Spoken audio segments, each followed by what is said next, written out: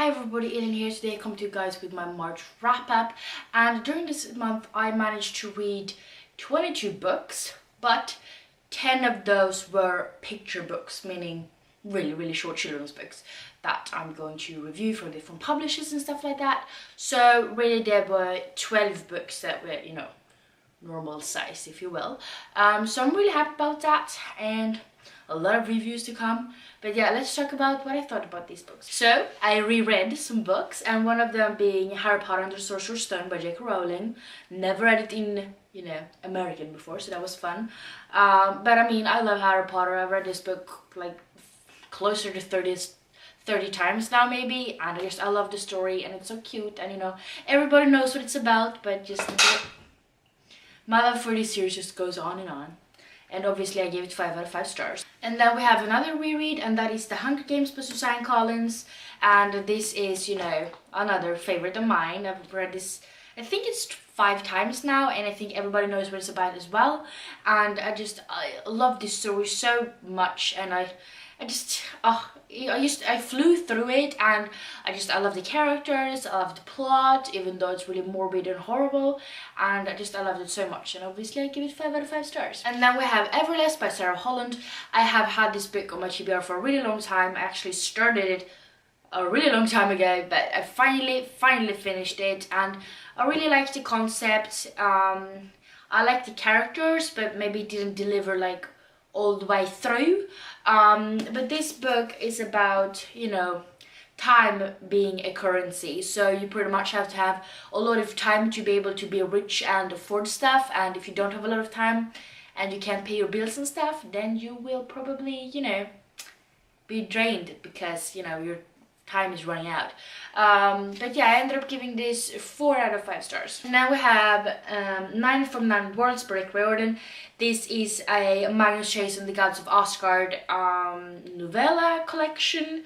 So we get to follow the different characters from the series in 9 different worlds and just different stories. And they're really cute and really like quick reads and stuff like that. You don't necessarily need to read it just because you read the rest of the series, but I mean, it was fun to revisit some of your characters that you really like. I ended up giving this book 4 out of 5 stars. And then we have Charlie and the Chocolate Factory by Roald Dahl. This was one of the first Roald Dahl books I read ever, and I really love this one. I mean, I've seen the movie several times, but I never actually read the book, and this was so entertaining. The movie is very well done actually, because it takes like pretty much all of the story from this book into the movie, which is good. But I love Roald Dahl's like witty writing style and his characters and like the premises of his books, and it was just so entertaining, and I give this book 5 out of 5 stars. I come to the actually first Roald Dahl book I read ever and that was Matilda by Roald Dahl, and this one is about a 5-year-old girl, Matilda, and she learned like everything really early. She learned to read when she was really young, and she started to read like Charles Dickens and books like that are really thick and long when she was like 5 years old. Luna, would you stop? And she's just living with her parents and her brother, and they don't really appreciate the fact that she's so clever, because they just feel like a girl shouldn't, waste her time on reading and stuff like that, and her parents can be really mean to her sometimes. And she does kind of get a revenge by playing some practical jokes on them pretty much, and it's just hilarious. And I gave this book 4.5 out of 5 stars. And the moment you've all been waiting for, which is the Brandon Sanderson part of this wrap-up. But I ended up reading The Way of Kings Part 1 by Brandon Sanderson. This is the first book in the Stormlight Archives. That's a hard word. I really enjoyed it because I love his writing style as always. I really like the characters and the plots and everything like that. And it's kind of hard to describe, I guess, because there's not really much to say without spoiling stuff. But I mean, as always, there's a really cool magic system, really cool world, and there is sort of these sort of different weapons and stuff like that with magical powers, if you will, and they're very desirable and people want to collect them, so they get like, honor, but also, you know, advantages and stuff like that. And it's a really cool concept. I really did enjoy it, and you know, I look forward to reading part 2. I gave this book 4.5 out of 5 stars. And then we have another Brandon Sanderson book, Surprise, or Hör och häpna, as we say in Swedish. We don't really, but you could. But this is Mistborn Secret History by Brandon Sanderson. This is a novella that takes place in the Mistborn universe, and you're not supposed to read this one if you haven't finished the original trilogy, and you're not supposed to read this if you haven't finished the second era either, because major spoilers for the original trilogy and minor spoilers for the rest. I'm not even going to say what this book is about, because that itself would be spoilers, so you just know of its existence.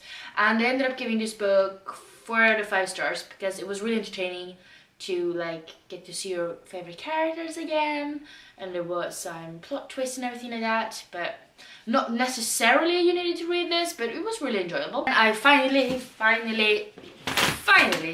finished The Way of Kings, which I started reading in February, and I did not really like this book very much, which is why I struggled by reading it so much. But this is about assassins, and you'd think that I will really enjoy that because I like the premise of it. I just thought it was not a lot happened. I got kind of bored really fast, and I kind of continued being bored. And I ended up giving this book 3 out of 5 stars. I might possibly lower it because I haven't really decided yet, but it's 3 stars right now. Now we come to the book that was actually the first book I finished that I read in one day, and that is Famous in a Small Town by Emma Mills. And this is about, you know, a small town. No, but we meet this girl named Sophie, and she lives in this really small town, and they're supposed to do different things to collect money for this marching band. And her idea is to try to get this girl called Megan, who is sort of this small town celebrity that moved away a long time ago, and she wants her to actually join up and try to get her to sing so they can get, you know, charity money. So she tries to figure that out, and a lot of side plots at the same time. Not my favorite Emma Mills book by far, but it was really quick read. It was really cute. I like the fact that she always comes up with something different. So I ended up giving this book 4 out of 5 stars. And also ended up listening to 2 audiobooks. The one being The Vanishing Step by Maureen Johnson. This is book 2 in the Truly Devious series, I think it's called. And I mean, it was a good continuation. I'm not in love with the series, so I don't really know if I'm going to continue. It was just kind of a spur of the moment, short, quick audiobook kind of type deal with it. But yeah, I liked it. I mean, it's sort of a mystery, young adult mystery, which is not really my favorite kind of genre. But yeah, it was enjoyable. You got to find out a lot of, like, you know, plot twists and turns and stuff like that. And yeah, I liked it. I gave this book 3.5 out of 5 stars. I also listened to Story Thieves by James Riley. This is book 2 in the series called, I don't remember. But it's a middle grade book. I really enjoyed it. It's about jumping through different kind of stories and actually be able to go into the book, and shit happens, and I really like that aspect. And I give this book 4 out of 5 stars. Now we come to all of the picture books I read, and I haven't actually had the time to figure out what kind of rating I want to give it yet, so bear with me. I'm just going to mention the book and their authors, and then you can read my blog at a later time and find out what kind of rating I gave them. The first one is Edvin och Klänningen by Susanna Widlund. One is Kan man by Petter Lidbeck. We have Mamma Medusa by Kitty Crawler. Ska vi leka mamma mamma barn by Lisa Schermander. Brumfällan by Andreas Wallander. Vi bakar bullar av Sarah Vega. Konrads klänning by Åsa Mendel Hartvig. Orättvist by Åsa Mendel Hartvig. Dagen då morfar blev pojke av Emily Nirland. And yeah, and also Emma och Lillebror by Gunilla Wolde. So yeah, those were all of the books I finished. I read 12 books plus 10 picture books. I don't really want to put them together because I mean picture books you read in like 2 seconds.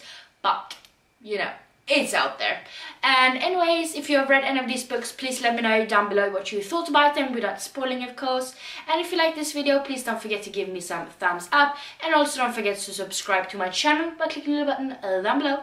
And yeah, I hope we see each other next time. Bye!